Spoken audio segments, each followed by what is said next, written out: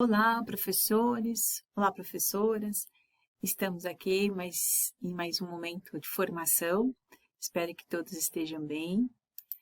Vamos começar a conversar, ter uma boa discussão hoje na questão das tecnologias e o trabalho em sala de aula. Vai ser um momento muito importante para algumas reflexões, né? Então, vamos começar com o nosso tema de hoje, né? Que é a matemática e a tecnologia, uma nova dimensão para o ensino. Eu sou a professora Arlete Almeida e hoje teremos essa conversa para pensarmos, refletirmos sobre o uso das tecnologias nas aulas de matemática, né? Como que isso pode se dar na dimensão da sala de aula. Então, como objetivos, nós temos alguns, mas esperamos que a partir dessas reflexões existam outros movimentos para a gente refletir um pouco a nossa prática. Então, vamos compreender quais tecnologias estão disponíveis como recursos que podem ser utilizados nas aulas de matemática. Refletir sobre a importância da tecnologia no processo de aprendizagem, conhecer as rotinas de pensamento, vamos falar um pouco sobre isso, e apresentar práticas no uso da tecnologia em sala de aula. Então, para começar essa conversa, vamos provocar uma reflexão, né? Então, ao analisar o currículo escolar, você deve ter visto em vários documentos mencionar que a matemática, né? Ela é sempre chamada matemática e suas tecnologias. Você já refletiu sobre isso? Isso significa exatamente para a gente entender o processo que se dá em sala de aula, juntamente com a evolução que nós temos aí da sociedade, né? Será que quando eu falo matemática e suas tecnologias, o que isso implica, né? Parece que também tem uma questão de se refletir que tem a ver com nos convidar, né, a pensar nessa interação da matemática e com as ferramentas tecnológicas. Quais são essas ferramentas? Essas que estão presentes no cotidiano. Então, pensamos um pouquinho, será que nós temos a clareza de quais são as tecnologias que podem favorecer o ensino da matemática ou quais são as tecnologias que podem apoiar o processo de aprendizagem de ensino? Será que essas tecnologias de fato podem apoiar o professor na sala de aula? O professor pode fazer uso dessas tecnologias de forma assertiva? Como é que hoje em dia se dá, né, esse uso intencional? Porque às vezes a gente pode ter um uso, mas não ter a intencionalidade pedagógica. Parece estranho falar sobre isso, mas no decorrer da nossa conversa vocês talvez vão compreender a diferença entre usar a tecnologia, usar com intencionalidade, entender como estou usando, entender como esses estudantes também se apropriam dessas tecnologias e como essas tecnologias de fato podem fazer parte, né, desse planejamento do professor, né? Lembrando que quando a gente pensa lá na sala de aula, é importante sempre pensar nesse planejamento. Seguindo aqui, o primeiro ponto que a gente precisa pensar, né, quais são essas tecnologias? Então, estou falando aqui de forma bem geral, né? Existem muitas, mas que está no nosso dia a dia, né? Hoje você tem a automatização dos bancos, você usa um dispositivo para pagar suas contas, você não precisa mais ir até o local para fazer muitas coisas, que você faz tudo de forma remota ou pela internet, uma reunião como essa, por exemplo, uma conversa como essa, se pensarmos alguns anos atrás, não seria possível pensar que uma pessoa poderia conversar com 300, 400 ou até 1.000 ou mais pessoas de forma remota, atendendo às necessidades de cada uma. Ou seja, de repente você pode estar na escola, você pode estar em um outro ambiente, necessariamente não tem desse deslocamento até um local específico, né? Então, isso remete também à questão dos valores. Quais são esses valores, né? Quando a gente fala em valor, o que isso de fato impacta positivamente na minha vida. Então, o fato, de repente, de não ser preciso me deslocar de um espaço para o outro, significa que eu estou ganhando tempo, valorizando o meu tempo, né? E também eu posso ter um tempo de atenção maior. Enfim, são várias situações em que as tecnologias estão presentes, fazemos uso, mas aí nós vamos fazer um recorte para olhar um pouco desse uso na educação. Então, podemos citar aqui algumas, né? Os softwares educativos, plataformas de aprendizagem online, aplicativos para dispositivos móveis, realidade aumentada virtual e outras tantas. Claro que disso aqui nós vamos fazer um recorte para a nossa conversa de hoje, certo? Então, vamos pensar um pouco sobre softwares, né? Os softwares educativos. Então, muitas vezes, quando a gente fala em tecnologia, às vezes no dia a dia, e tudo bem, a gente acaba colocando tudo isso no mesmo pacote, mas, de repente, é importante eu entender como cada um se transforma ou como cada um pode contribuir para a minha prática lá na sala de aula, né? Então, pensando um pouco em softwares educativos voltados para o ensino da matemática, então eu tenho alguns, por exemplo, que pode ajudar muito no foco da resolução de problemas, né? Então, por exemplo, nesse caso, os estudantes vão desenvolver habilidades de resolução de problemas de forma autônoma e criativa.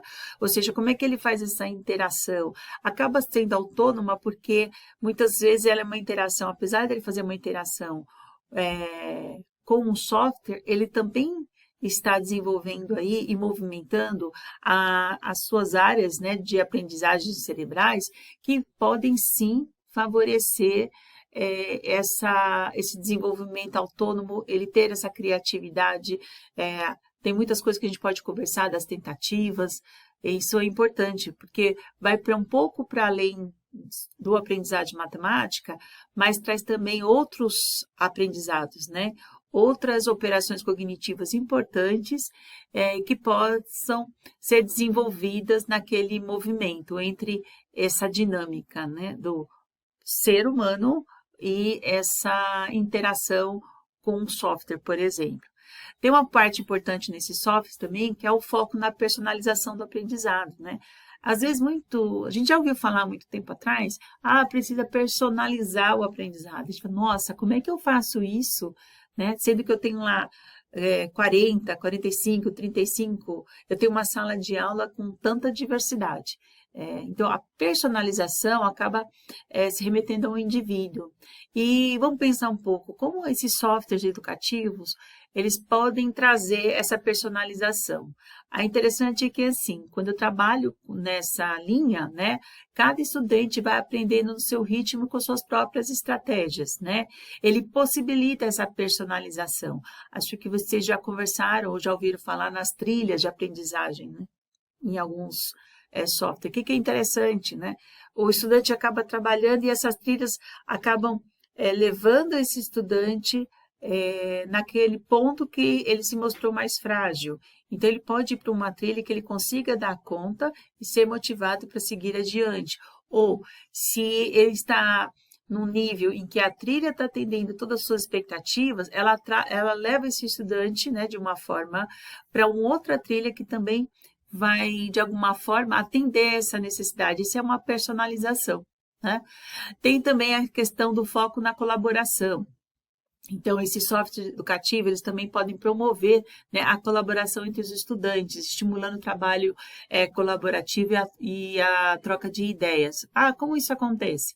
Muitas vezes, o fato de eu ter a tecnologia não significa que eu tenha que abrir mão das metodologias aplicadas em sala de aula.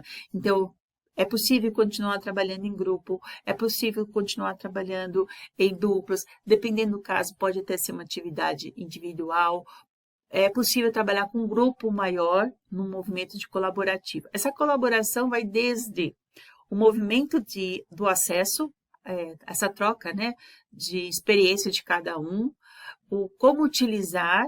E aí, quando eu estou dentro manipulando mesmo esse software, como eu posso trocar com meu colega as diferentes resoluções, né? Quando eu estiver trabalhando, por exemplo, na resolução de problemas. Como cada um chega na resolução, porque muitas vezes requer do estudante também outros movimentos para além só dos cliques, tá? Então, isso é também importante a gente ter essa clareza. Seguindo aqui, na questão dos softwares, né? Nós, né, enquanto professores, podemos oferecer aos estudantes a oportunidade de visualizar, manipular conceitos matemáticos de forma dinâmica, facilitando a compreensão. Então, acredito que as duas coisas precisam estar articuladas, né? Então, quando eu faço uma apresentação ou vou fazer uma aula mais expositiva a partir, né, de um movimento que a aula vai ser extremamente conceitual porque se faz necessária, ou mesmo que eu traga alguns exemplos para essa aula, ela não é dinâmica, né? Ela tem o dinamismo de quem atua, mas não no dinamismo quando eu penso lá nos objetos de conhecimento. Então, quando eu tenho esses dois movimentos, né, de uma aula em que o professor precisa sim, né, apresentar, falar, trocar ideias com seus estudantes, no momento em que eu trago um software, eu tenho a condição de dar essa oportunidade do estudante manipular esses conceitos, né? Fazer essas descobertas. Aí tem um processo muito importante que são os processos que a gente fala dos processos investigativos. Então, a gente tem aqui uma fala importante de Lima que diz o seguinte, né? Ao considerar as possibilidades de ensino com o computador, o que se pretende destacar é a dinamicidade desse instrumento que pode ser utilizado para que os alunos trabalhem como se fossem pesquisadores, investigando os problemas matemáticos propostos pelo professor, construindo soluções ao invés de esperarem um modelo a ser seguido, né? Isso é natural, né? Quando a gente está dando aula, apresentamos alguns exemplos para os estudantes e eles acabam, a partir desse exemplo, né, usando este modelo para resolver outras situações.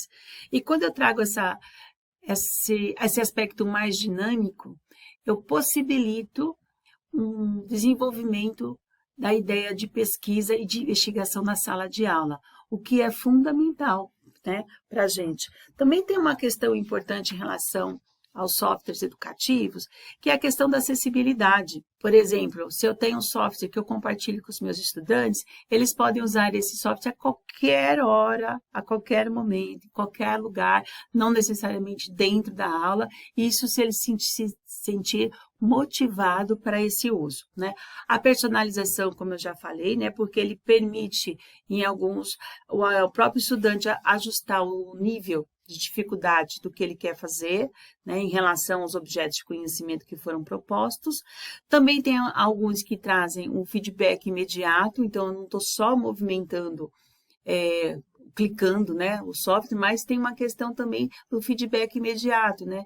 Eu faço lá a resolução de um problema, clico lá em verificar, ou envio a resposta, e a resposta que eu encontrei e imediatamente eu já posso ter um feedback também, né? E também tem a questão da motivação, que é super importante. O que tem a ver essa motivação, né? Em alguns momentos eu posso tornar esse aprendizado matemático mais divertido. Por exemplo, se eu tenho trilhas mais dinâmicas, gamificadas, desafiadoras, ou até mesmo a própria descoberta, o estudante entender que ele está conseguindo avançar no tempo dele, e sozinho, de uma forma autônoma, isso também pode ser bastante motivador. Então, é super importante a gente considerar essas variáveis para trabalhar esses softwares. Então, aqui eu trago um primeiro movimento, né, para reflexão. Com que frequência você utiliza software educativo para complementar as atividades tradicionais ou para criar novas experiências de aprendizagem? Tá? Então, vou deixar aqui esse movimento um pouquinho para vocês refletirem sobre isso, que é de suma importância a gente entender que não é o software que vai tomar conta da minha aula, ou esse dispositivo, ou como eu faço essa integração. Vamos pensar sobre isso? Por que é importante essas pausas para a reflexão? Para a gente também pensar no nosso fazer, nas nossas ações em sala de aula. Qual é a importância de termos esses momentos para refletir e entender como eu estou utilizando ou não, né, essas tecnologias em sala de aula. Então, continuando a nossa conversa aqui, nós vamos entender agora, falar um pouco sobre as plataformas de aprendizagem, né? O que são essas plataformas de aprendizagem? Então, elas são ambientes digitais projetados para facilitar o processo de ensino e aprendizagem. Elas oferecem uma variedade de recursos e ferramentas que permitem aos alunos acessar conteúdos, realizar atividades, interagir com outros estudantes e receber feedbacks dos professores de forma online. Algumas plataformas possuem essa função. Vocês têm, né, no momento, possuem para uso a plataforma Aprender Matemática. Essa plataforma também, ela possibilita que aos estudantes, né, andar ali pelas trilhas e resolvendo os desafios, porque ela também traz uma questão importante da plataforma de aprendizagem, que é a gamificação. Então, vocês que já utilizam, vocês podem observar que a cada trilha, né, vamos chamar assim, o estudante tem ali um desafio. E esse desafio, ele tem como centro, né, foco principal, a matemática. Então, você está fazendo uma trilha, vem ali um desafio voltado ali para o objeto de conhecimento da matemática, e a partir dali esses estudantes vão avançando. Muitas plataformas possuem também relatórios, né? Vocês têm acesso a relatório, vocês podem ter o controle no sentido de entender como os estudantes estão utilizando a plataforma, quais são os benefícios. E aí a gente volta um pouquinho a falar sobre essa questão das plataformas de aprendizagem também em relação ao seu uso. Bom, pensar, se eu tenho uma plataforma, vou planejar a minha aula. Digamos assim, primeiro exemplo, na minha aula, os estudantes hoje, eles vão utilizar a plataforma. Então, levo lá os estudantes para o meu ambiente, organizo tudo e deixo lá os estudantes entrar na plataforma, fizeram o login, entraram e estão lá fazendo as suas trilhas. E aí o tempo passou, terminou, vou embora para minha sala.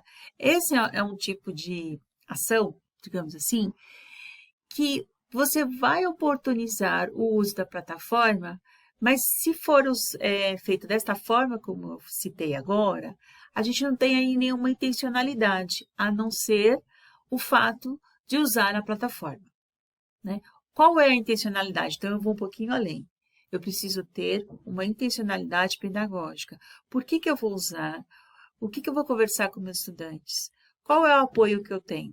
Vocês, né, tem um apoio importante do POET, que também possui acesso à plataforma. Veja, se no meu planejamento eu tenho, de fato, tentar tirar o melhor proveito deste momento, aí sim você tem uma intencionalidade pedagógica focada no uso da plataforma. E aí você está usando a plataforma, como um recurso para o seu apoio. Mesmo que você tenha lá uma quantidade de estudantes que você pensa, nossa, sozinho, talvez eu não consiga, né? Porque tudo é um aprendizado. É importante quando a gente tem algum recurso que já está disponível, antes de levar esse recurso para a sala de aula, eu preciso entender como que eu vou utilizar, qual é a minha intencionalidade, o que eu pretendo com isso, dentro daquele espaço ou daquele tempo que eu planejei o uso. Muitas vezes isso acontece, tá? É recorrente e eu acredito também que faz parte da nossa evolução, né, das estratégias que vamos planejando. Às vezes a gente tem a sensação de oferecer para o estudante um ambiente como esse, permitir, né, que ele tenha esse espaço, seja lá na sala de aula ou nos recursos possíveis que eu tenho lá na escola, nos ambientes possíveis, e só deixar o estudante na frente de um dispositivo ou mexendo lá na plataforma, sem nenhuma intervenção, sem nenhuma observação, eu acabo perdendo a oportunidade de ter um momento importante de intervenção, de olhar, de observar como o estudante está evoluindo, fazer questionamentos durante o movimento que eles estão fazendo com a plataforma. Por que isso é importante? Para eu entender se, de fato, esse recurso ele vai ser um apoio, um recurso importante para a minha aula. Nós temos alguns relatos que o uso de plataformas de aprendizagem trazem assim, alguns benefícios, né? Um deles é o comportamento dos estudantes durante a aula. né? Então, eu posso ter alguns comportamentos desejados ou outros não tão desejados. Isso faz parte porque trabalhamos com pessoas. Mas, se eles estão motivados e engajados, a questão da concentração, de observar o que está fazendo, se o jogo é interessante, se ele se sente motivado a jogar e aí passar por esses desafios que envolvem a matemática, eu, enquanto professor, eu tenho um tempo maior naquele movimento de fazer intervenção para alguns estudantes que ainda eu tenho observado que têm alguma dificuldade, né? Por que não sentar com ele, conversar, investigar, por que ele, no momento de fazer o desafio, o que ele pensou? Então, esse é um momento importante também de interação, oferecendo para eles um recurso e que a gente diz assim, ele tem um recurso que ele pode atuar de forma autônoma, mas essa forma autônoma é dentro daquele ambiente. Aqui, enquanto professor, eu ainda vou mediar isso. É super importante a gente fazer essa mediação. Esse movimento de uso numa plataforma de aprendizagem, tendo esse recurso, ainda assim, é super importante pensar nesse planejamento e essa relação com o POED. Qual que é a importância disso?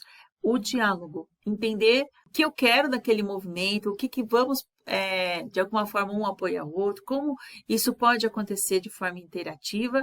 E aí, eu acredito muito que é possível a gente trazer também para o nosso engajamento aquele estudante que ainda não entende o valor, né, que essa plataforma, que esse recurso pode também trazer para a sua aprendizagem.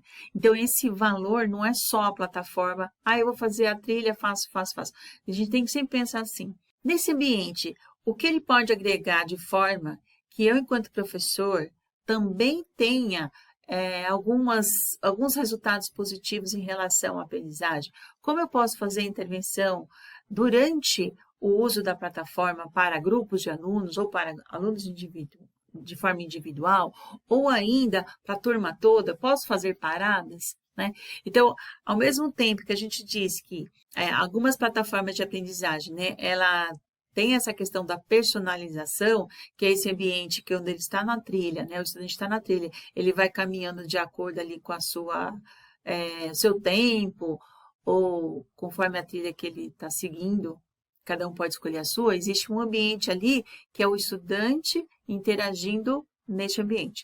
Mas tem um ambiente que é o ambiente ainda da sala de aula, que é o professor está ali. Como que você também pode fazer essa integração? Isso é uma reflexão muito importante para a gente passar daquela ideia, usar uma tecnologia não vai resolver o meu problema, usar a tecnologia não vai resolver a aprendizagem, usar a tecnologia não está trazendo, por exemplo, resultados esperados. Mas a questão não é o uso da tecnologia. A pergunta fundamental é como eu uso essa tecnologia? Como eu dou a oportunidade de uso para os meus estudantes? Como eu vou fazer esse planejamento para que esse recurso, de fato, possa me dar possibilidades de intervenção em sala de aula? Porque o recurso sozinho, ele pouco vai fazer alguma coisa. É claro, como tem lá as trilhas, que conforme o estudante vai resolvendo os desafios, já tem um feedback mais rápido, imediato, mas só esse movimento ele não é o suficiente para a gente olhar para a aprendizagem. Inclusive, né, é possível escolher, olhar para algumas trilhas, olhar para esse percurso e trazer para a sala de aula algumas discussões. Isso é super fundamental. E aí, passando um pouquinho mais por essas questões, nós temos os aplicativos, né?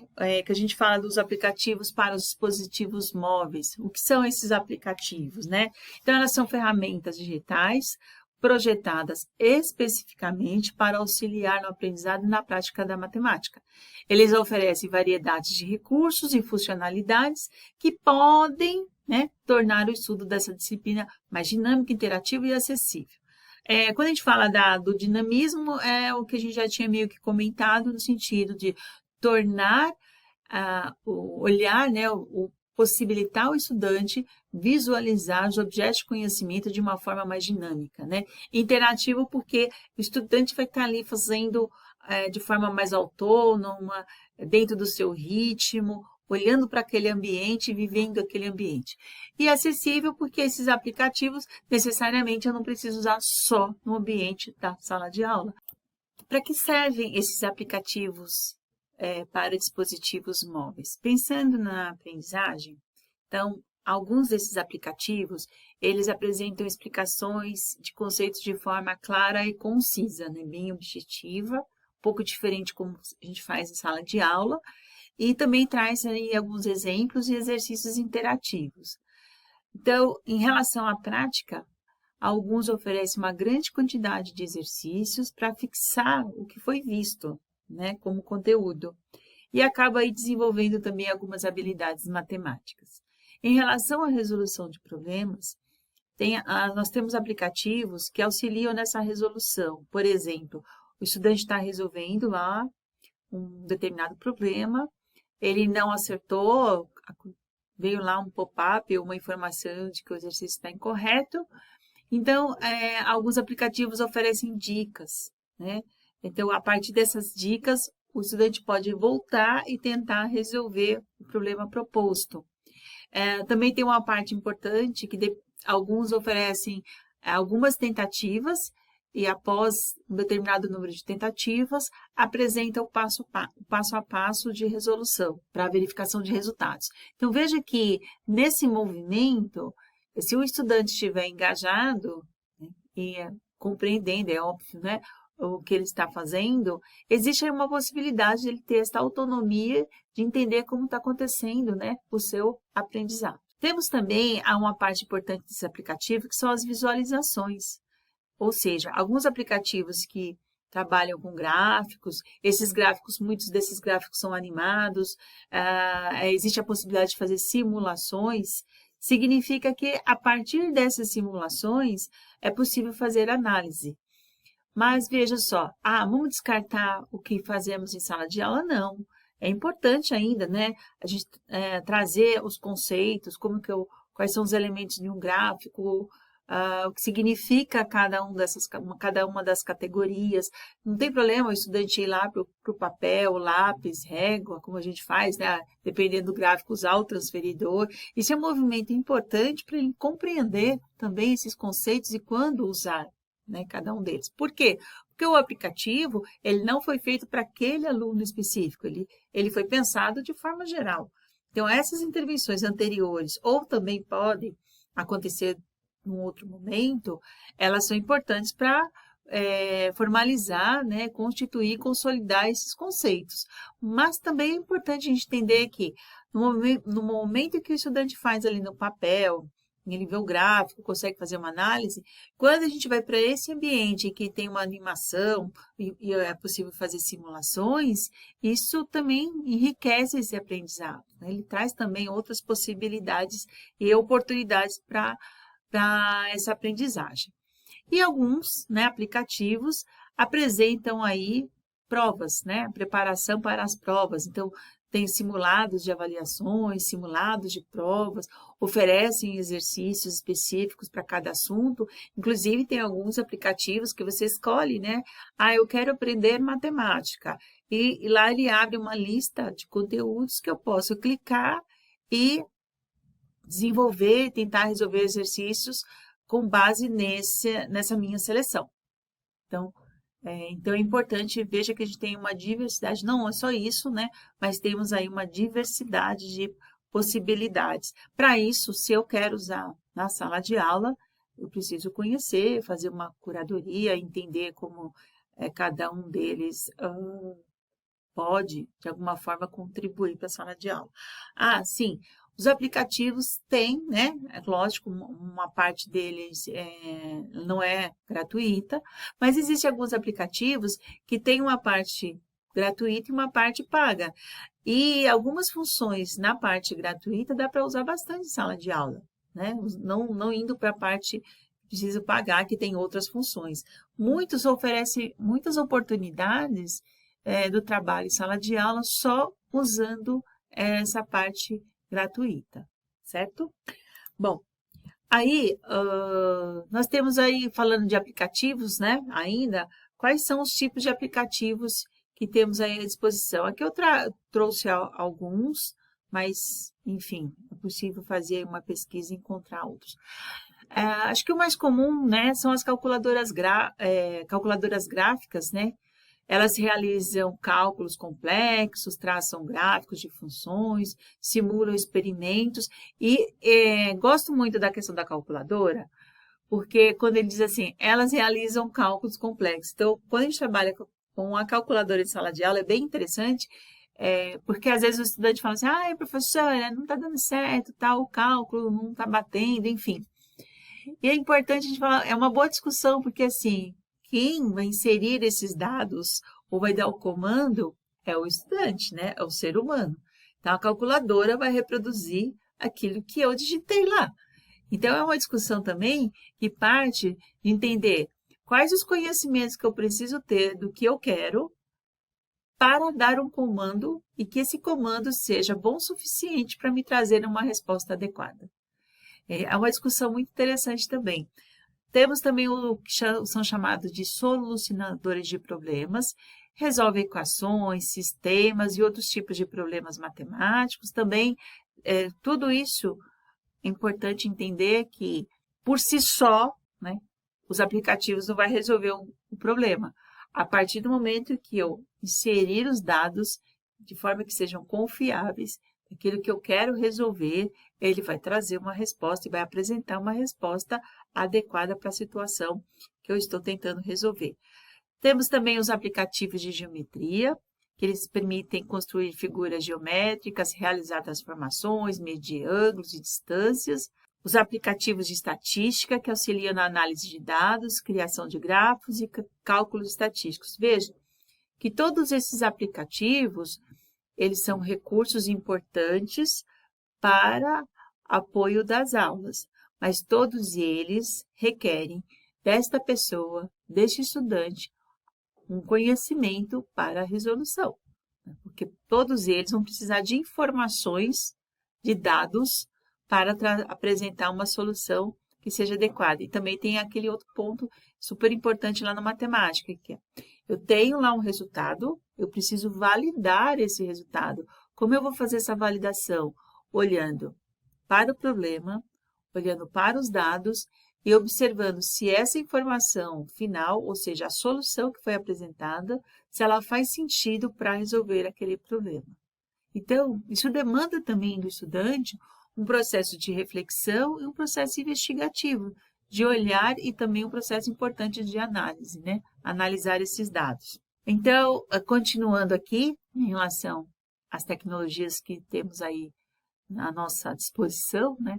Temos a realidade aumentada. É bem interessante que essa tecnologia sobrepõe elementos digitais a um ambiente real, através de dispositivos como smartphones e tablets. E é interessante que, quando ela é aplicada, ela pode transformar o modo como os alunos visualizam e interagem com os conceitos abstratos, tornando esse aprendizado mais concreto e envolvente. Então, eu posso usar, por exemplo, o meu dispositivo celular, né? Tem uns que são bem interessantes que eu baixo aqui, e aí tenho lá, geometria, ele é bem interessante, ele faz a leitura de um desenho na folha, né, de forma plana. Quando eu interajo, faço a interação do celular com essa folha, com este desenho, é como se vou dar um exemplo, como se fosse um cubo, né, saindo aqui do celular e eu consigo, mexendo o celular, né, eu consigo ver esse cubo de várias perspectivas. Então, é como se ele estivesse saindo. É muito interessante. Procurem por isso, não são muitos que são gratuitos. Alguns têm porque você precisa da folha, né, da página com a figura, para que ele possa estar articulado e conversando com o aplicativo. Mas é bem interessante, deixa de fato os estudantes encantados. Então, faça um teste, né, sempre com a parte gratuita, para você entender como isso é muito legal. Quer dizer, isso envolve, quer dizer, eu tenho uma folha, eu faço a leitura com o celular e eu consigo ver isso saindo do meu celular de uma forma que a gente chama de realidade aumentada, em outras dimensões. É bem interessante. Assim, conversamos sobre dispositivos, plataformas, softwares, realidade aumentada, mas tudo isso também, como eu sempre falo, né, requer um planejamento, preparação, mas também é preciso fazer algumas análises. Como, por exemplo, a gente sempre fala da preocupação do uso da tecnologia em sala de aula, né? É possível, né? Assim, precisamos compreender e levar em consideração essa preocupação também. Então, é evidente que essa preocupação com a qualidade do ensino e o impacto do uso excessivo da tecnologia nas habilidades básicas dos alunos pode ocorrer, mas planejando com intencionalidade o tempo e o aproveitamento dos estudantes passa a ser o foco do processo da aprendizagem, entregando valor para as ações pedagógicas. Isso significa dizer assim, não estamos usando a tecnologia pela tecnologia, ou tudo vai ser tecnologia, porque é preciso entender quais são esses valores que serão agregados à rotina da sala de aula, de forma que eu tenha uma intencionalidade e que, de fato, seja um valor suficiente e importante para a aprendizagem dos estudantes, né? Então, existem muitas conversas sobre isso, muitas discussões, mas hoje a gente entende também que não tem muito como voltar atrás, as tecnologias estão aí. E já que elas estão postas, por que não pensar no uso de forma intencional, com qualidade e com um grande objetivo que é, de fato, olhar para a aprendizagem. Por isso que, quando eu falei anteriormente, né, eu levo os meus estudantes para uma sala de informática, ligo o computador e ofereço uma plataforma e não tenho nenhuma intervenção, a gente não está entregando valor nenhum, né? Porque aquele ambiente, ele é um ambiente que está só oportunizando o uso da plataforma, mas sem uma grande intencionalidade pedagógica ou então voltada para o aprendizado. Então, é importante a gente entender, né? Pensar sempre assim, quando eu estou, de alguma forma, pensando no uso de alguma tecnologia, e que, claro, vai ser super legal, eu entendo que o estudante vai curtir, ele vai gostar, isso é importante mesmo, ele precisa gostar, porque aí a gente tem um engajamento, né?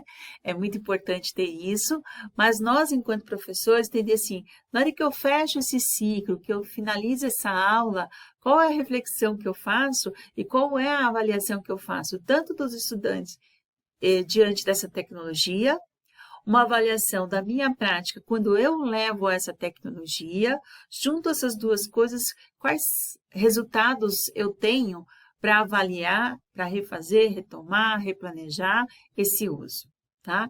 Então, isso é muito importante, é uma reflexão, né, que a gente fala, a reflexão na ação, reflexão sobre a nossa prática. De repente eu levo lá alguma coisa, não deu certo, não significa que eu tenho que desistir, talvez eu tenha que repensar, olhar mais para essa turma, entender quais são essas necessidades e se faz sentido. Mas também não desistir, porque a educação ela vai evoluindo e nós precisamos trazer para a sala de aula essa evolução. Mas tudo? Não. É preciso fazer aí um recorte, né, do que eu posso levar. Por outro lado, muitas vezes nós, enquanto professores, não temos a condição de levar tudo, mas se a instituição oferece, por que não usar e tentar usar bem? Usar com esse planejamento e com essa intencionalidade. É importante falar sobre isso, né? Porque a gente não está endeusando toda a tecnologia, dizendo a tecnologia é o máximo. É importante a gente entender que ela vai andar ali em paralelo com o planejamento do professor. Então, existe sim, e essa é uma discussão também que pode, né, ser feita aí também entre os pares. É uma reflexão importante, mas também não podemos negar que a tecnologia está aí e nós temos muitas opções, boas opções, para agregar a nossa prática lá na sala de aula, né? E aí, quando eu trago um pouquinho essa questão da tecnologia, tem um ponto importante que é trazer né, esse destaque ao pensamento crítico, considerando aí que eu fiz uma boa escolha, ou eu já tenho algo que a instituição me oferece, por que não usar, né? Então, eu tenho esses recursos didáticos porque a gente ainda entende que eles são inovadores, né? Como a tecnologia, né? Elas transformam esses espaços de investigação e descoberta. Quando eu estou olhando assim, por exemplo, uma plataforma, considerando a personalização do ensino, e cada estudante está ali na plataforma no seu ritmo, de alguma forma ele também está fazendo outras descobertas. Existem aí descobertas para além de manusear o mouse, de olhar para as teclas, e ele está desenvolvendo várias operações mentais importantes, né, que vão criar aí sinapses importantes para que ele possa evoluir futuramente na sua organização de pensamento. Então, uma coisa é eu entender assim, olha, essa informação é isso, o conceito é isso, faça assim, o exercício é isso, e tem exatamente essa resposta. Quando eu consigo, pelo menos em uma ou duas aulas, trazer esses desafios em que ele se sinta também nesse ambiente, aí ele pode participar dessa ação, essa abordagem mais ativa e participativa pode promover, sim, um significado que a gente chama assim, né, de um aprendizado com significado e duradouro, não é só daquele momento. Então, é importante a gente trazer esse destaque também, né? Então, mas quando eu falo nessa questão da importância desse uso da tecnologia, tem um ponto super importante que é olhar para outras variáveis, né? Quais são essas outras variáveis que eu quero contar um pouquinho para vocês, né? É uma reflexão, cada professor, cada professora vai pensar na sua possibilidade, na sua condição. Mas a gente tem aí, né? Também vamos falar dos obstáculos. Por exemplo, a questão da formação específica dos professores. Essa questão de formação específica não é dizer assim, eu sou um professor tecnológico, eu preciso saber de programação, de linguagem de programação. Hoje não temos mais esse problema. Por quê? Esses recursos que eu citei anteriormente são recursos que estão prontos para o uso. Claro, eu preciso saber conhecer algumas funcionalidades, mas eu não preciso mais programar esses recursos. Eu não preciso ser um professor da tecnologia para usar um dispositivo ou uma plataforma, né? Mas também é importante o professor entender, né, se ele conseguir entender como essas tecnologias de fato podem fazer a diferença nas suas aulas, é muito importante. Olhar essa questão da infraestrutura, olhar também a questão dos laboratórios, e tem muitas variáveis que muitas redes já passaram, né? Então, vocês têm o apoio da sala de informática, vocês têm o apoio do POET, vocês têm o apoio dos coordenadores. Então, pensando como estamos hoje, já evoluímos. Sempre precisa de mais. Isso não tem, né, o que falar, porque a ideia é essa, né? A gente ter essa evolução constante. A minha escola tem toda a estrutura, tem a infraestrutura, tem todo esse apoio, ótimo. Vamos qualificar esse uso e vamos melhorar. Então, é importante eu também olhar para o que eu tenho. E muitas vezes esse apoio que você já possui, ele é importante até para a evolução pessoal, né? Alguns professores já passaram por isso, outros estão nesse desenvolvimento, porque assim como os nossos estudantes, nós também estamos em etapas diferentes em relação às tecnologias.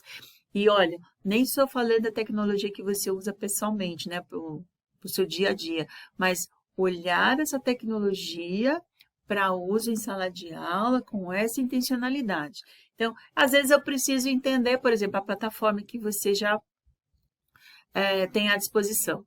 Eu preciso entender dos recursos que ela tem, como que eu posso olhar para essa plataforma e promover essa aprendizagem, fazendo intervenção junto aos estudantes, o que ela pode oferecer, e isso não requer uma formação de tecnólogo, né? Você não vai precisar fazer essa programação, a gente vai precisar aprender a usar e usar bem, não o uso pelo uso. Isso é importante a gente falar também.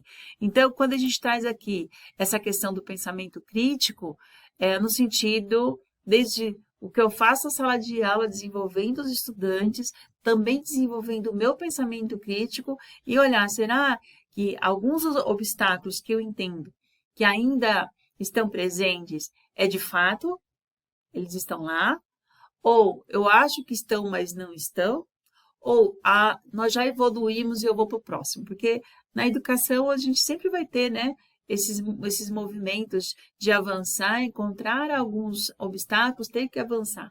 Aquilo que está na nossa possibilidade de resolver, vamos resolver. Aquilo que está na minha possibilidade de uma ação pessoal, minha ou individual ou do grupo, vamos adiante. O que não está, né, não está, e aí é uma discussão num outro movimento. Então, é importante trazer essa questão que nós estamos falando de tecnologia e isso não significa que a tecnologia vai resolver todos os problemas da educação, mas ela pode ser uma aliada muito positiva em relação a isso. Então, eu trago aqui uma fala super importante que a tecnologia ela é essencial no processo de visualização e ela, por sua vez, ocupa um papel pedagógico fundamental na compreensão dos conteúdos matemáticos. Nós vamos ver mais adiante alguns exemplos e esse processo de visualização é importante. Mesmo para conceitos abstratos, traz um dinamismo, né, vamos dizer assim, para a aula, para uma reflexão e para análise, porque muitas vezes um recurso já vai trazer para o estudante ampliar os seus conhecimentos, ampliar o seu repertório e, inclusive, a sua argumentação.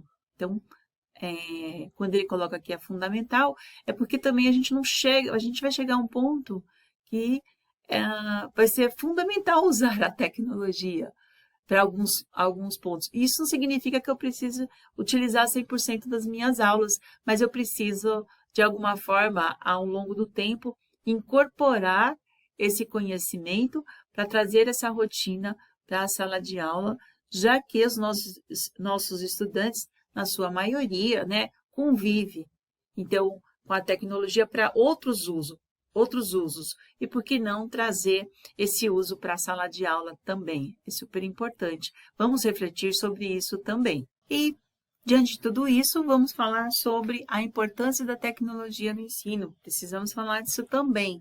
E a pergunta é, por que integrar a tecnologia nas nossas aulas? Isso tem a ver com engajamento, né? Ela pode despertar o interesse dos alunos, tornando as aulas aí mais atrativas. A questão da visualização, que nós já comentamos, permite a visualização de conceitos que para o estudante é muito abstrato, mas pode trazer formas mais concretas. Também vamos falar da personalização, que já comentamos. A personalização que permite adaptar o ensino às necessidades individuais de cada estudante. Preparo para o futuro, que é super importante, que significa dizer o seguinte, desenvolve habilidades digitais, né, quando eu utilizo lá a tecnologia na sala de aula, para futuramente, vou chamar de mercado de trabalho, tá? Ou para esse meio, né, que ele vai viver.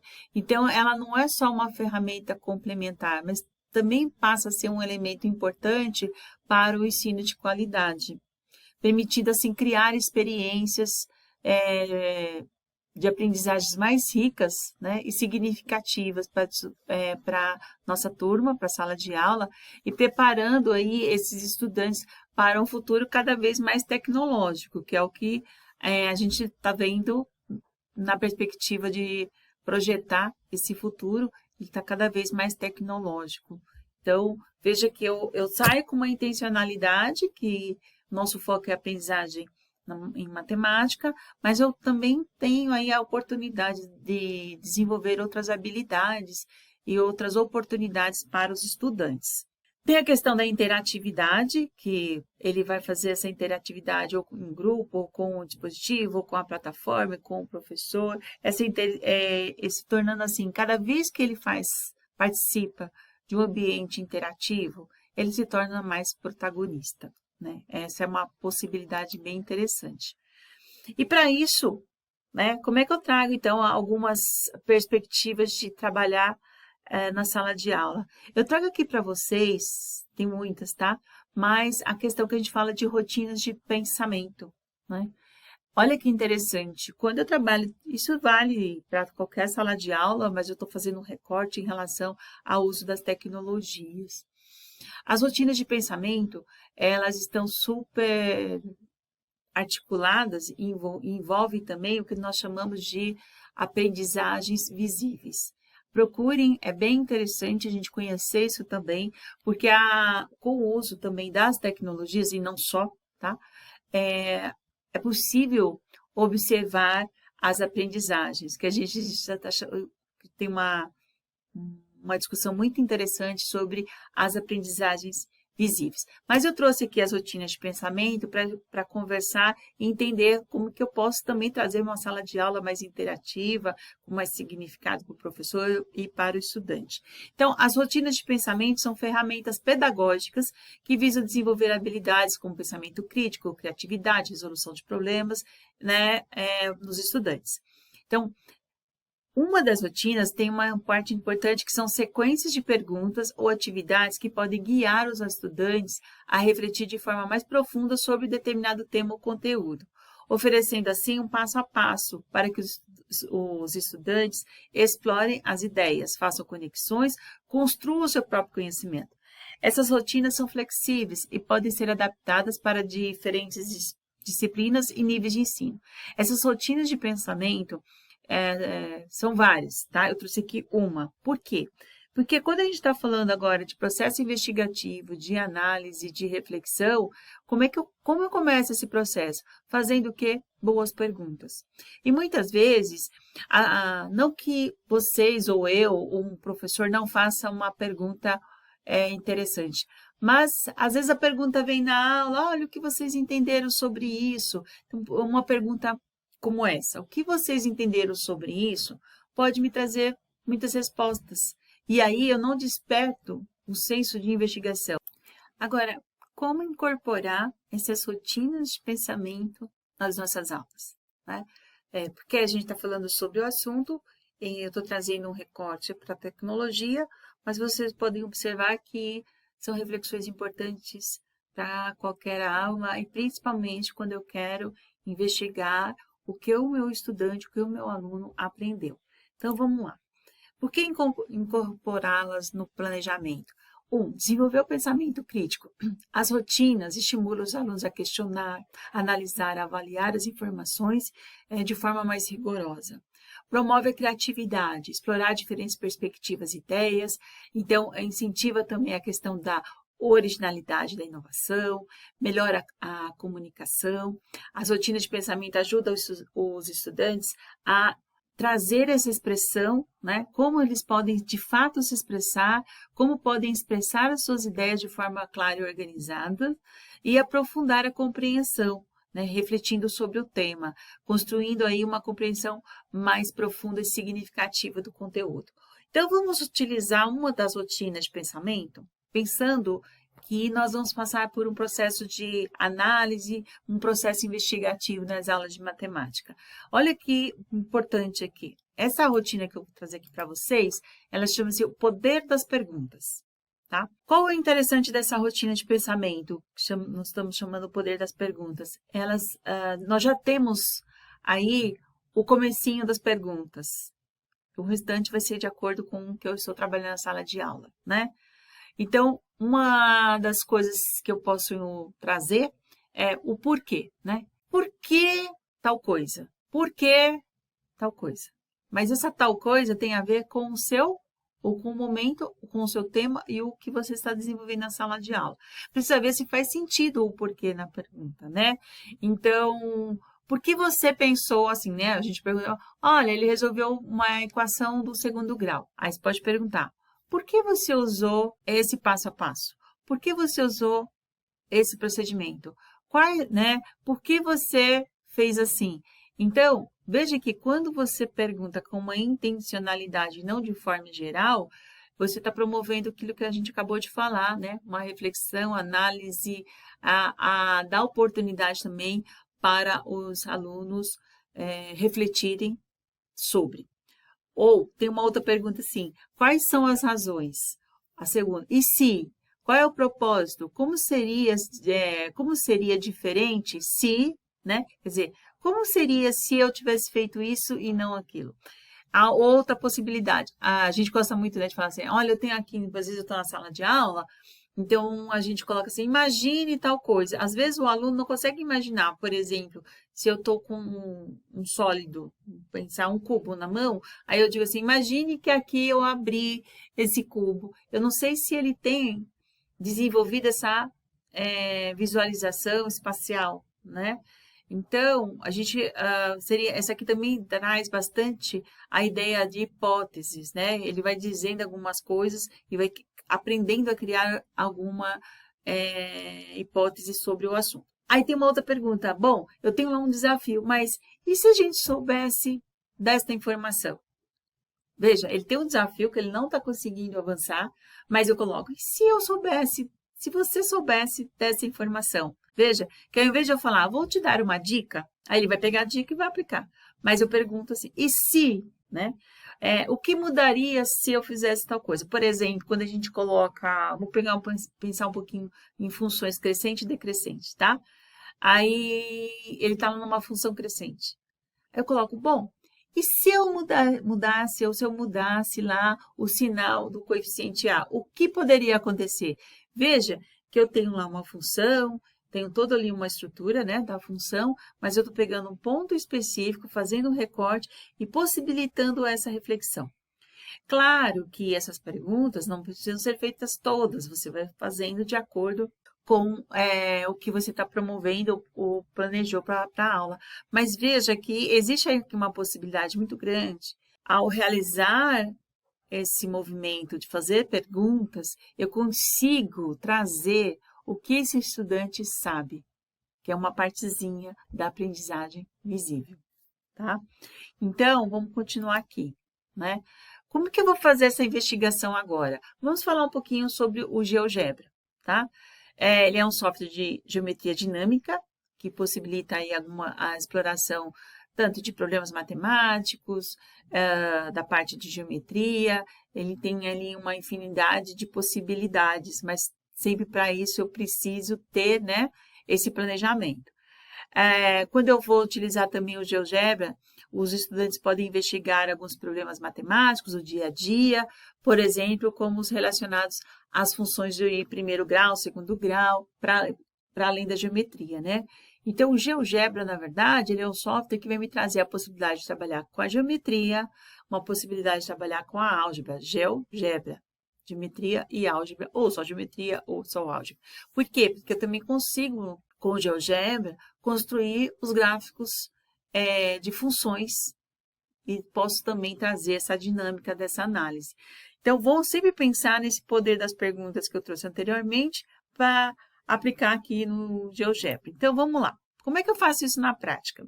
Primeiro, é importante eu olhar os objetivos de aprendizagem e desenvolvimento, né? O que eu quero.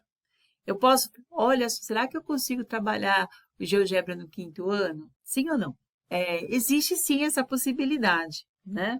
Inclusive, né, quando você trabalha com GeoGebra, já existe a possibilidade de você acessar várias estruturas, várias construções que estão disponibilizadas, que é possível já utilizar direto em sala de aula, ou você também pode construir as suas, claro, né? Mas como no GeoGebra tem lá uma comunidade, é possível acessar algumas construções prontas, algumas atividades e trazer para a sala de aula para compartilhar junto aos estudantes. Então, quando eu coloco, nesse caso aqui, ó, os objetivos de aprendizagem, solucionar e elaborar problemas que envolvam perímetro de polígonos desenhados em malhas quadriculadas ou não, né? Então, eu começo com uma pergunta aqui para vocês, né? Quais objetos de conhecimento é possível explorar utilizando o GeoGebra? Já pensou? Então, para esses objetos de conhecimento, eu posso, antes de trazer esses objetos para os estudantes, explorar com eles quais são as hipóteses que eles possuem sobre esse objeto, né? Trazer uma parte de investigação, trazer essa exploração, baseado um pouco naquelas perguntas que eu fiz anteriormente, né? Quais são esses conhecimentos? Porque, às vezes, se eu estou lá no 5º ano, esse estudante já passou por algumas aprendizagens. Por que eu não posso explorar?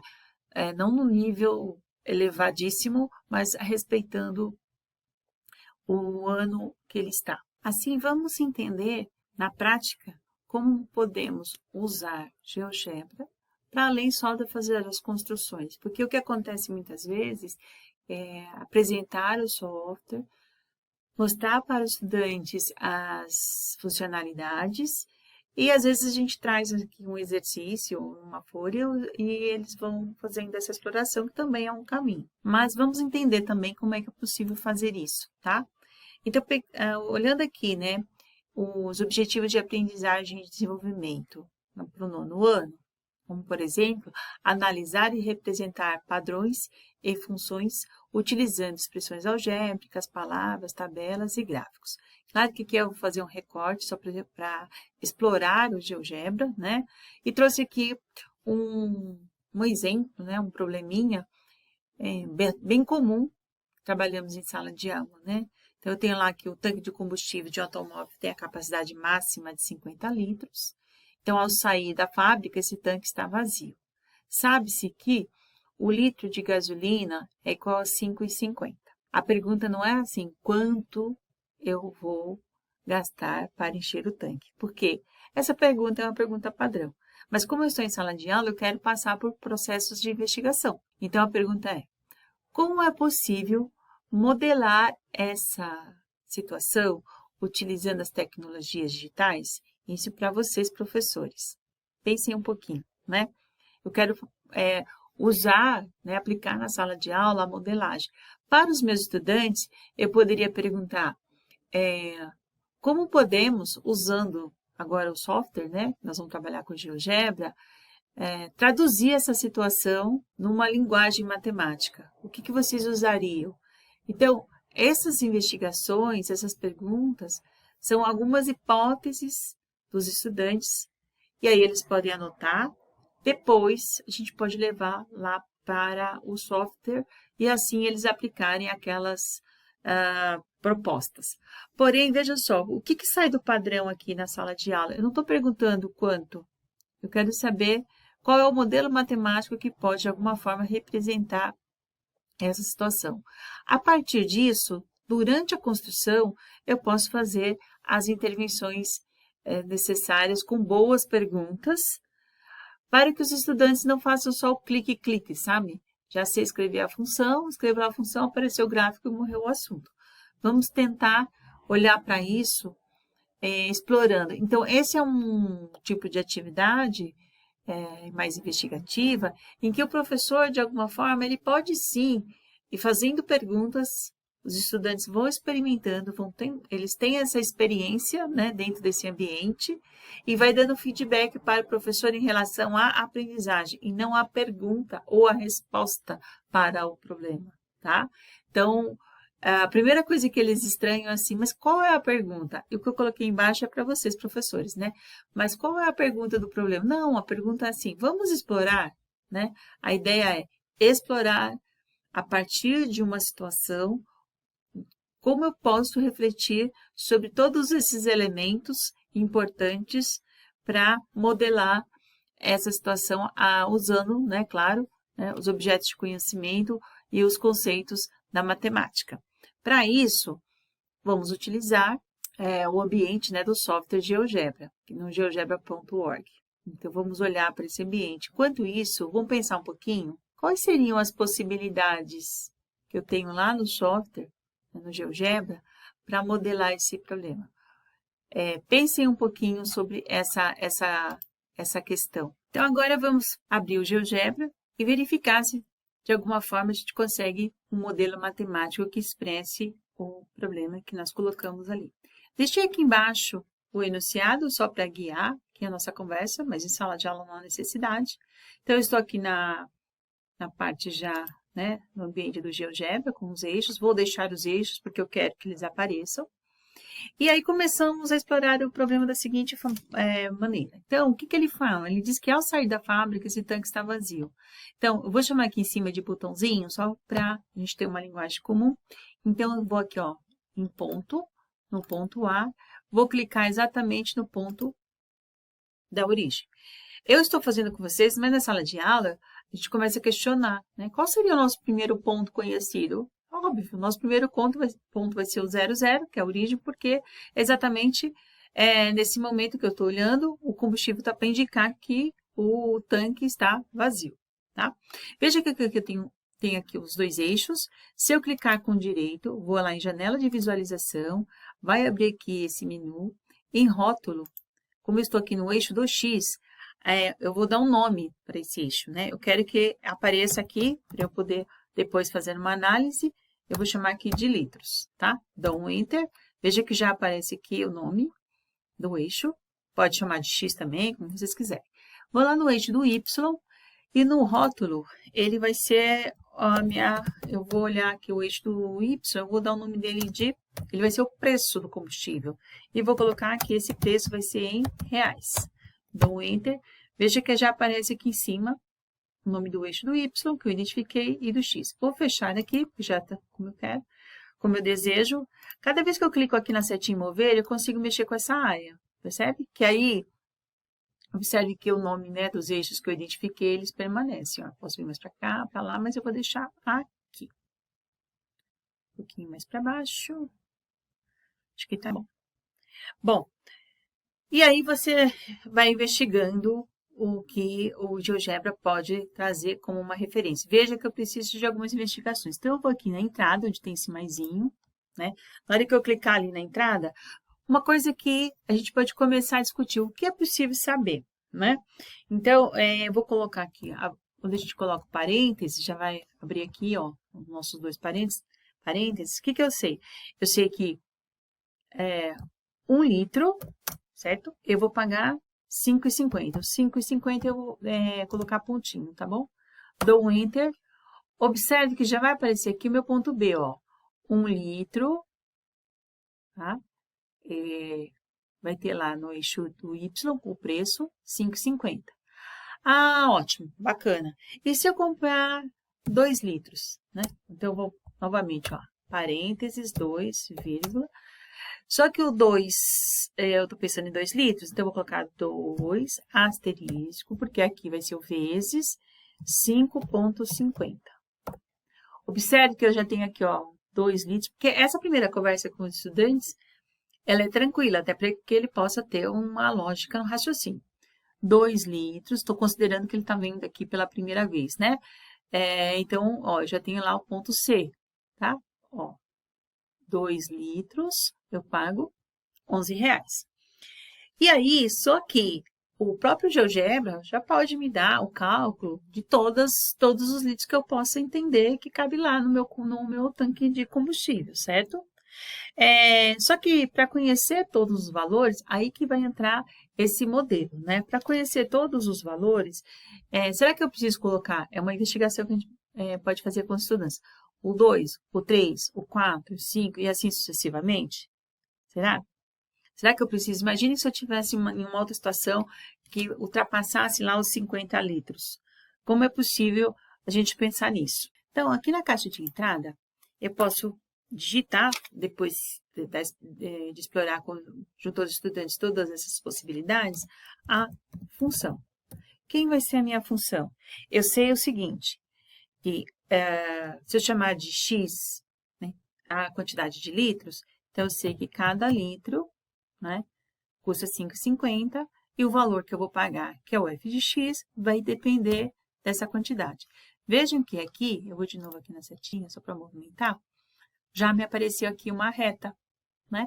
Ou seja, eu tenho aqui, né, uma possibilidade de trabalhar também as ideias de grandezas diretamente proporcionais, né? Então, quanto maior for a quantidade de litros, maior vai ser o valor que será pago pelo total ou pelo total de combustível. Muito bem. Mas isso normalmente é o que a gente faz aí no padrão quando se usa o GeoGebra. Continuando aqui, a pergunta para explorar é a seguinte. Bom, tem aqui uma reta, né? Olha só.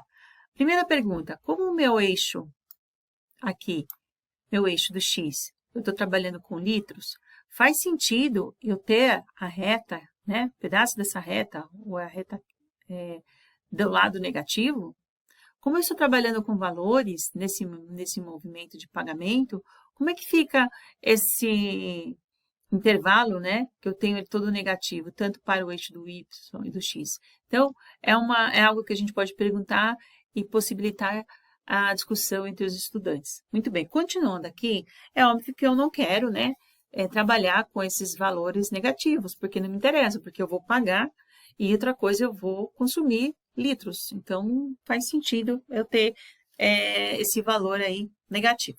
Seguindo aqui, então, vamos pensar aqui na caixa de entrada. Eu quero pensar, e isso a gente pode pensar junto com os estudantes, qual é o intervalo que funciona para esse modelo, né? Para essa situação. Então, quando eu colocar aqui no maisinho, então eu vou digitar aqui, ó, função. Veja que vai aparecer para vocês aqui um minuzinho, tá vendo? O que eu quero trabalhar? Eu vou trabalhar com a função que tem o valor inicial e o valor final. Vê se faz sentido. Inicial, que seria, no nosso caso aqui, 0 combustível, 0 litros, né? E o valor final, 50, porque o tanque tem a capacidade máxima de 50. Então, eu vou digitar aqui, ó, tá? Vou chamar aqui de F. O meu valor inicial vai ser 0, meu valor final vai ser 50. Veja que aqui cabe já uma discussão. O que nós estamos fazendo? Já encontrando o domínio dessa função. Ó, veja aqui, tá? E outra coisa importante, ao terminar de digitar, ali, o que eu tenho? A minha função, esse intervalinho aqui, ó, de 0 a 50, já mudou de cor. Lembra que ela era uma verde? Já mudou, vermelho. Lógico que ali para cima, como é um número muito alto, tá lá até o maior ou igual a 50, tá bom? Eu poderia aqui diminuir, mas eu não vou diminuir agora para não perder o raciocínio. Mas esse intervalo de 0 a 50, incluindo 0 e incluindo 50 litros, ele já tem uma limitação. Então, já tem aqui uma boa discussão. Ah, tudo bem. Então, essa é uma discussão que vai levar os alunos a entenderem por que aparece esse intervalo e o significadinho desse intervalo também. Eu quero aqui, ó, a entrada, e vou pensar nesse último ponto, né? Então, eu quero construir agora um ponto que eu posso chamar de ponto D igual. Esse ponto, sempre pensando num ponto que eu conheço, pelo menos, né, as duas coordenadas. Então, o número máximo que eu vou ter lá de litros, quantidade, né, máxima 50. Então, eu vou ter 50 vezes 5 e 50. Então, construí meu ponto D. Nós não vamos conseguir visualizar porque ele vai estar lá em cima. Então, aqui eu vou usar aqui a lupa para que vocês possam acompanhar. Ele vai ficar pequenininho, mas pelo menos a gente vai conseguir visualizar esses pontos, tá bom? Vejam que conforme eu vou... Aqui, pronto. Tirar esse daqui. Deixar um pouquinho maior, só para a gente conseguir visualizar. É claro que conforme, né, eu vou aumentando ou diminuindo, a malha também vai na mesma proporção. Mas, enfim, então eu tenho aqui esses pontos. Mas, posso até movimentar aqui o ponto A, aqui eu tenho o ponto B, aqui eu tenho o ponto C. Bom, vamos lá. Mas eu quero agora fazer uma animação, quero entender como que esse intervalo funciona. Para isso, né, nós vamos fazer o seguinte. Eu tenho ali, a gente já viu a função, já viu o ponto D. Eu vou criar aqui um controle deslizante. Ó. Eu venho nesse botãozinho, controle deslizante, clico no espaço que eu desejo. Eu vou deixar o nome de A, porque o A vai ser a minha variação em relação à quantidade de litros, tá bom? Uma boa discussão junto aos estudantes, dizer assim, qual vai ser o meu valor mínimo aqui? Se eu estou pensando em litros, 50. É lógico que na sala de aula a gente possibilita que a discussão e os estudantes vão citando o que eles acham que vem nesse espaço. Vou deixar incremento igual a 1, vou dar um OK. Veja que aqui eu criei um controle deslizante, tá? Bom, mas por que será que eu criei esse controle deslizante aqui? Tem que ter uma função, né? Para eu olhar o que acontece nesse intervalo, eu venho novamente aqui, ó, na caixinha de entrada e colocar ali o parênteses.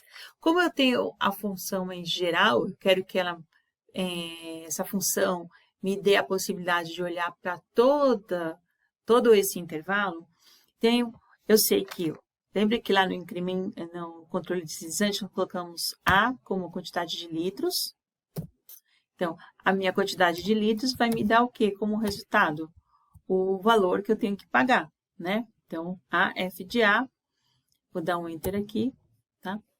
E aí, não sei se vocês conseguem enxergar, mas eu acho que se eu vier aqui, ó, no controle deslizante, ó, apareceu esse ponto E. Veja que esse ponto E, ele vai, ó, lá do zero, será que ele ultrapassa o D? O limite, ó, não vai mais. Ou seja, todos os meus valores possíveis, né, para esse problema, eles aparecem aqui nesse intervalinho. Ah, mas eu não consigo olhar tudo que tem aqui porque eu quero saber os valores, tá? Então, vamos fazer o seguinte. Eu vou lá no ponto E, posso fazer isso em qualquer ponto, tá? Venho em configurações, tá? Como a gente tem aqui, ó, exibir rótulo, eu quero que além do ponto, vai me exibir também as coordenadas dele. Então, olha que bonitinho que fica. Se eu movimentar o meu ponto E, aqui ó, no controle deslizante, ele está dizendo que para 29 litros, eu vou pagar R$ 159,50. Para 36 litros, eu pago R$ 198, olha. Então, aqui, eu vou conseguindo obter todos os valores. Posso fazer isso também para os outros pontos, ó. Venho aqui no ponto D, né? Como aqui a caixinha já está aberta, basta eu vir em exibir rótulo, o que eu quero? Nome e valor.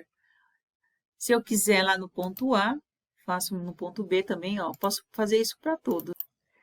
Agora, eu posso também mexer nesse controle deslizante, tá? Clicando aqui, ó, controle deslizante, venho aqui, menuzinho, vou abrir um pouquinho mais, tá? Então, aqui eu posso colocar a velocidade que eu quero depois que ele se mova, eu quero fazer agora uma animação. Vou deixar aqui, ó, em ordem crescente, para não ficar oscilando.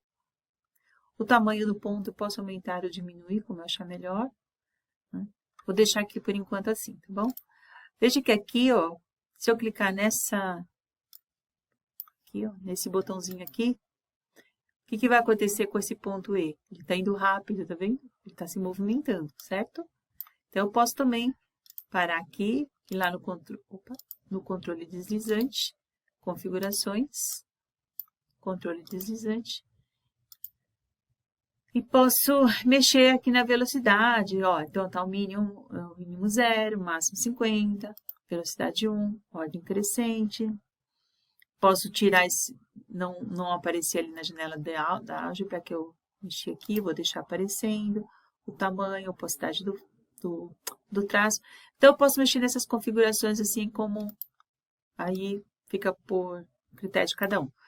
Então, veja só, essa investigação, quando eu faço este movimento, ele é bem interessante, porque eu posso aproveitar esses resultados aqui e fazer também outras provocações. Por exemplo, a partir desses resultados, montar uma tabela, também é possível, né? Porque normalmente a gente sai da tabela para o gráfico, aqui é uma experiência interessante para eu sair do gráfico e ir para uma tabela. É bem interessante pensar nessas possibilidades. Enfim, então veja que nós criamos um modelo possível para essa situação, tá? E a partir daqui, muitas outras perguntas podem ser realizadas para explorar este intervalo e essa situação problema. Então, nós usamos, então, nesse caso, né, o GeoGebra, a partir das informações que nós tínhamos lá no enunciado do problema, para ver quais eram as possibilidades de modelar essa situação. Então, aqui é apenas uma possibilidade. E lógico que quando eu penso aqui, né, nessa possibilidade dessa movimentação, desse intervalo, de olhar para o eixo das abscissas, das ordenadas, muitas possibilidades para explorar o objeto matemático aqui, elas vão variando bastante. Talvez essa aqui é uma perspectiva de se trabalhar para que os estudantes possam compreender, né, essa questão dessa relação de dependência, essa função que nós agora apresentamos ali, a questão dos pares ordenados, intervalos, se as extremidades entram ou não entram no nosso intervalo, e assim sucessivamente, explorando esse ambiente do GeoGebra. Vamos falar um pouquinho do PolyPro. Ele tem uma parte gratuita que é possível utilizar tranquilamente, tá? Então, ele é um software que vai possibilitar a exploração dos sólidos tridimensionais de uma forma mais dinâmica, observando os elementos e as suas respectivas planificações. Então, ele tem uma vasta coleção de sólidos. Ao fazer o download, como nesse endereço, o que vai acontecer? Você vai ter uma tela, né? Essa tela vai só você dar continuar e é possível usar o software sem problema nenhum. A tela que aparece é essa, vai aparecer. Então, aqui, ó, continuar, vai aparecer essas duas telinhas, né? Você pode aumentar aqui, tá? Deixa eu tirar aqui minha câmera do lado. Então, vamos aqui, aumentar aqui. E essa telinha fica aqui, que ela vai ser importante para a gente explorar cada um desses menus. Então, nesse primeiro movimento aqui, ó, nesse primeiro menu, o que ele vai aparecer, né? Eu vou conseguir olhar as faces. Se eu clicar e segurar, né, com o mouse e girar, posso fazer o que eu quiser para olhar todas as faces, tá? Então, e aqui tem um ponto interessante que é assim, ó. Se eu clicar, segurar e movimentar e soltar o mouse, ele vai com a velocidade que eu imprimi aqui no meu mouse. Posso clicar, ele para. Se eu quiser mais devagar, ó, soltei, ele continua devagar. Então, esse primeiro menu que eu tenho aqui, ele vai possibilitar a exploração das faces, tá? Então, aqui eu estou trabalhando com tetraedro, tá? Com as faces. Bom, mas é importante a gente olhar um pouco essa situação, porque os alunos entenderem, compreenderem onde estão, o que são, como que ele pode contar essas faces, enfim. Nesse segundo, olha que a diferença que vai aparecer. Eu continuo com o mesmo sólido, mas ele abre aqui, né, uma possibilidade de olhar para as arestas. O movimento é o mesmo, tá? Eu vou fazer aqui bem devagar, tá? Então, possibilita essa discussão sobre as arestas desse sólido, né? Olha, tá?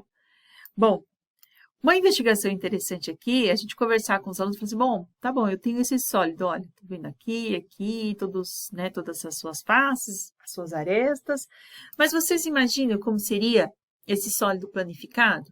Então, uma boa discussão seria o estudante olhar, imaginar, fazer um primeiro desenho no papel e depois vir aqui, ó, nesse terceiro menuzinho, eu consigo olhar o sólido planificado, olhar quais foram as figuras planas que foram utilizadas para formar esse sólido.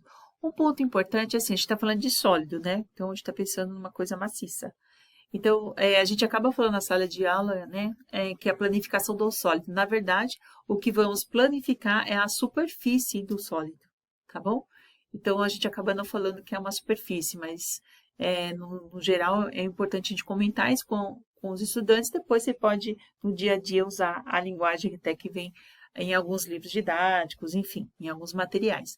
Mas o que a gente planifica, né, exatamente é a superfície, tá bom? Bom, aí, aqui, ó, quando eu vir nesse terceiro menu, eu vou olhar esse sólido naquela experiência que normalmente a gente faz em sala de aula, quando a gente pega somente umas varetinhas para fazer o esqueleto, né, desse sólido. Então, aqui eu consigo ver esse sólido somente constituído pelas suas arestas, tá? Vamos voltar aqui. Vou escolher um outro. Vamos pegar aqui o octaedro. Então, olha só que interessante. Eu tenho aqui o octaedro e eu posso olhar, fazer a contagem das suas faces, posso fazer a contagem das suas arestas, dos vértices, e aí, puxa, como seria a planificação deste sólido? Né? Mais uma investigação. Posso vir aqui planificar, ó, e eu consigo ver essa planificação. É interessante, né? Aqui também eu consigo ver ele só pelas suas arestas, tá bom? Vou voltar aqui na planificação. Tem um ponto importante aqui para a gente investigar. O aluno, às vezes, ele não tem, né? Precisa desenvolver essa visão espacial. Cada vez que eu ver nesse menu que aparecer aqui, ó, essa barrinha, significa que eu posso dar um movimento para esse sólido da seguinte maneira, ó. Vamos lá? Ele está aqui, né? Conforme eu for abrindo mais, ele vai mostrando a planificação do sólido. Então, eu tenho aquela planificação e ele vai montando aqui, olha, eu vou fechando aos pouquinhos, ó, como que ele pode ser montado, né? Ó, novamente. É bem interessante, tá vendo? Aqui também, a diferença qual que é? Quando eu pego o primeiro, ele vai aparecer só o contorno, né? Que também a gente pode trabalhar essas ideias também. E aí eu não consigo ver a dobradura nítida quando aparece no outro, só uns espacinhos onde seria a dobra, né, para fechar esse sólido.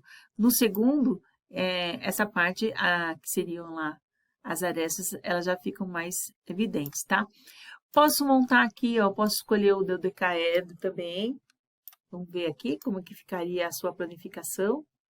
Ó, por aqui. Também consigo mexer, olhar de vários ângulos, certo? Tá?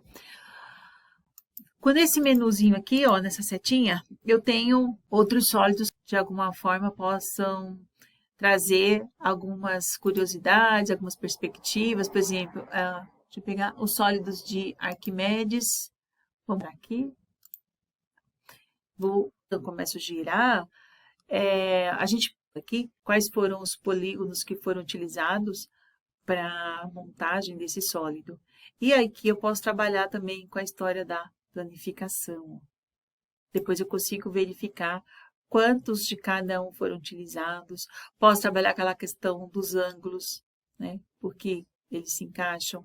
Posso trabalhar com a ideia principal aqui, né, das arestas de lados, como que elas se constituem, enfim.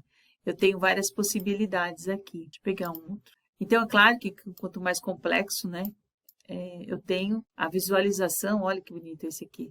Como é que de que forma os alunos podem, de alguma forma, eles podem identificar essas figuras e como elas são organizadas para formar este sólido. Mas ele traz essa questão do teu sólido planificar, olhar suas arestas, porque normalmente, né, que é quase um padrão, a gente trabalha com as tabelas e pede o número de faces, arestas e vértices. E eles vão contando muitas vezes numa imagem, né, que está no papel, que ele só consegue ver uma parte, não consegue ter essa visão, desenvolver essa visão espacial para entender o que está por trás daquela primeira fachada. O que é possível fazer é exatamente isso, a partir deste software, ele ir preenchendo e fazendo essas contagens, né? Muitas vezes a gente não tem a condição de fazer a construção, né? Planificar, recortar e montar um sólido. Então, aqui é uma boa saída para essas questões. Então, a parte que tem desse software gratuita já traz muitas possibilidades para o trabalho em sala de aula. Então, a gente consegue trabalhar em sala de aula, elaborar atividade ou trazer uma atividade que já foi feita no material que vocês têm e trazer para uma parte mais prática para desenvolver essa visualização dos estudantes. Encaminhando para o final da nossa conversa, vamos falar sobre o geoplano virtual. Então, vamos entender que usando aí o geoplano, a gente tem o físico, mas pensando um pouquinho no virtual, né? Os estudantes podem experimentar, visualizar, construir conceitos geométricos, participando sempre de uma forma muito ativa. O que acontece? Às vezes eu tenho um geoplano físico, mas eu não tenho muitas vezes a quantidade suficiente para a minha turma, para trabalhar em duplas ou em grupo. Então, o geoplano virtual é um caminho também bem interessante e atrativo para os estudantes. Então, esse uso contribui também para a visualização espacial resolver problemas, para criatividade, para cooperação. Aqui tem o link do download, então vamos conhecer, né, como podemos usar o Geoplano. Aqui é o espaço, né, é o ambiente. Aqui embaixo eu posso escolher o Geoplano nesse formato ou no formato retangular, onde tem aqui mais pontos, ou ainda nesse formato circular, né? Vou usar esse formato aqui. Então, assim, ele não é muito complicado, não é complexo para uso, né, em sala de aula. Então, a ideia é que os estudantes cliquem aqui e arrastem as borrachinhas, fixando em um dos pontos.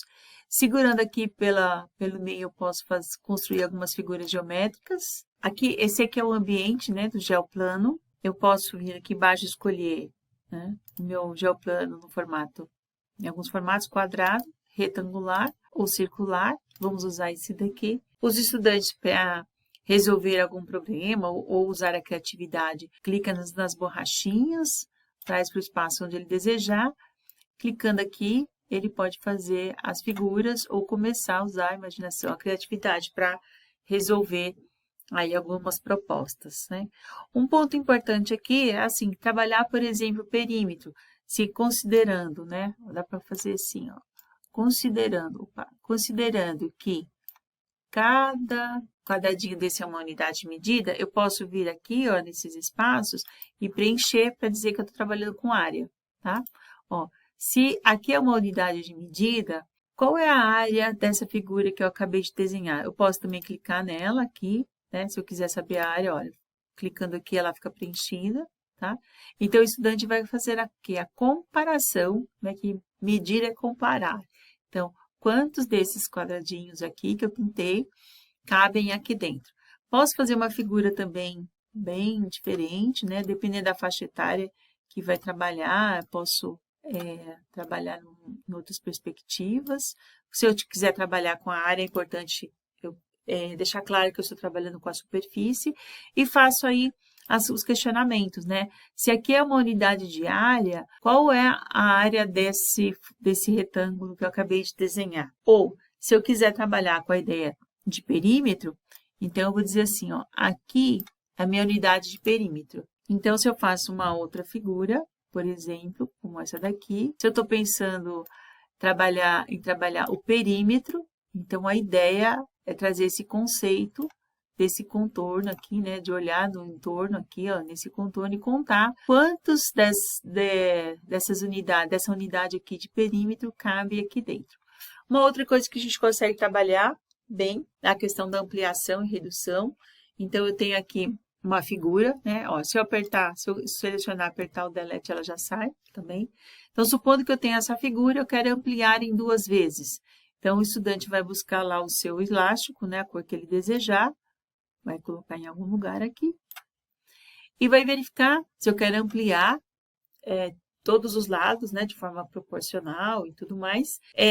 Ele faz a contagem e aí ele pode ir construindo aqui a sua figura a partir do momento que eu entenda que ele está multiplicando ou por 2 ou por 3, se eu estou falando de ampliação, por 4, enfim. Então, 1, 2, 3, 4. Se eu quero ampliar 2 vezes, eu preciso ter 1, 2, 3, 4, 5, 6, 7, 8.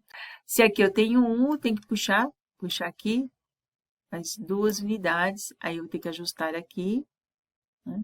E aí eu faço as ampliações.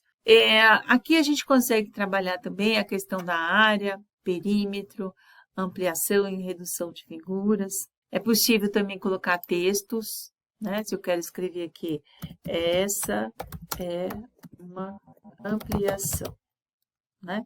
Ó, consigo aqui mudar também, ó, a cor do texto, aumentar o tamanho, diminuir o tamanho do texto, tá?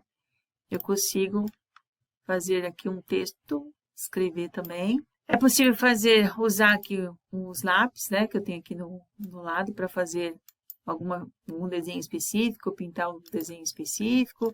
Tenho aqui a borracha, que eu posso apagar o que eu escrevi. Tem aqui algumas figuras que eu posso relacionar também, mas utilizar, ó, essa figura para uma comparação ou um desenho. Tem aqui essas figuras que estão aqui no lado, eu posso aumentar ou diminuí-las, como eu achar melhor. Se eu clicar, apertar o Del, já vai embora. Aqui eu tenho as cores que eu quero trabalhar, né? Aqui também, ó, tem alguns segmentos. Tem aqui as setinhas. Eu consigo construir dentro desse espaço uma lógica de figuras para trabalhar ou geometria, ou trabalhar áreas. Dá também para trabalhar, né, fazer um plano cartesiano, né? Posso trabalhar assim, isso aqui, trago para cá. Tá? Usa o formato, aqui eu tenho também, ó, uma calculadora para fazer as operações. Trazendo aqui a questão dos textos, eu posso nomear, né, esses eixos. Dentro desses eixos, posso trabalhar com vértice, né, considerando que aqui é o zero, a origem, ó, vamos dizer assim, cada intervalinho desse vai me dar um número inteiro, portanto, nesse caso, eu estou trabalhando com inteiro ou naturais, né, só inteiro positivo, 0, 1, 2, 3, 4. Posso sugerir aqui alguns valores e pares ordenados e encontrar e marcar esses pontos, né? Como eu acho melhor, ó, tá vendo? É possível marcar um ponto aqui, ó. Se eu trouxer, por exemplo, que ponto é esse? Quando eu solto o elástico, ele fica assim, mas se eu quiser determinar aqui um ponto, ó, ele tá aqui, né?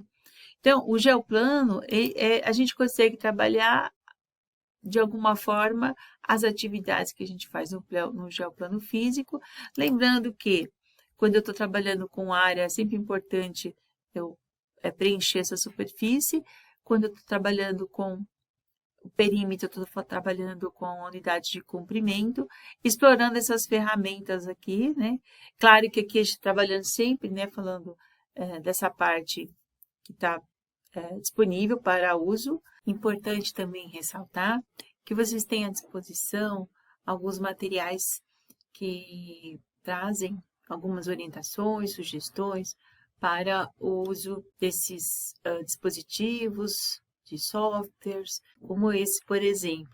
Uso de tecnologias em contexto da pandemia, considerando mesmo que esse material tenha sido, né, pensado nesse contexto da pandemia, ele traz aqui algumas sugestões importantes, né? Ó, por exemplo, como entrando nesse contexto, mas as tecnologias para aprendizagem, que eu tenho os recursos desplugados e plugados, os tablets, trabalhar com a questão do ensino híbrido, as experiências, recursos para a produção de conteúdos, jogos, gamificação.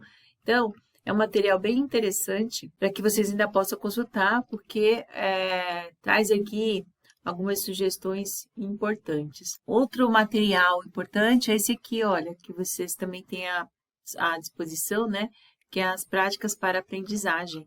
Esse material também vale a pena retomar, quem já conhece, ou quem não conhece, dá uma lida, né? Porque ele traz algumas coisas importantes, ó, a computação criativa, ensino online, aqui a gente tem a trilha de programação, construção mão na massa. Veja que aqui tem várias opções para que você possa, de alguma forma, adaptar, incorporar à sua rotina de aula, no seu planejamento, né? Trabalhar com nuvens de palavras. E aqui nós temos várias possibilidades também, né? Além daquilo que nós já conversamos hoje, mas várias possibilidades de sugestões para levar para a sala de aula e até mesmo adaptar, porque muitas coisas aprendemos e é importante trazer num contexto mais atual. E aqui eu vou deixar as nossas considerações, né, pensando um pouco na nossa conversa. Então, a integração das tecnologias no ensino de matemática é um caminho promissor para tornar a aprendizagem mais significativa e eficaz. Ao utilizar as ferramentas digitais de forma criativa e estratégica, os professores podem transformar as aulas de matemática em experiências enriquecedoras e desafiadoras, preparando os alunos para os desafios do mundo contemporâneo. O planejamento da aula é um fator importante para a gestão do tempo, e participar das formações é fundamental para trocas de experiências e olhar a matemática e a tecnologia como uma nova dimensão para o ensino. Assim, Eu espero ter contribuído para o trabalho de vocês, para uma reflexão, pelo menos para uma reflexão, a gente pensar nas tecnologias articuladas com o ensino da matemática. Eu vou deixar aqui as nossas referências e, na sequência, no último slide, eu vou deixar a lista, o QR Code para o acesso à lista de presença, tá? Então, aqui são as nossas referências. Eu já vou me despedindo, agradecendo a todos pelo tempo, né, pela disponibilidade do tempo de assistir e ouvir. Aqui está o QR Code da lista de presença. Espero que vocês tenham aproveitado essa nossa conversa para uma reflexão e, claro que não se encerra aqui essa discussão, mas vale a pena estudar um pouquinho mais e compreender como, de alguma forma, a gente possa, sim, trazer significado para as nossas aulas. Eu agradeço e até a próxima.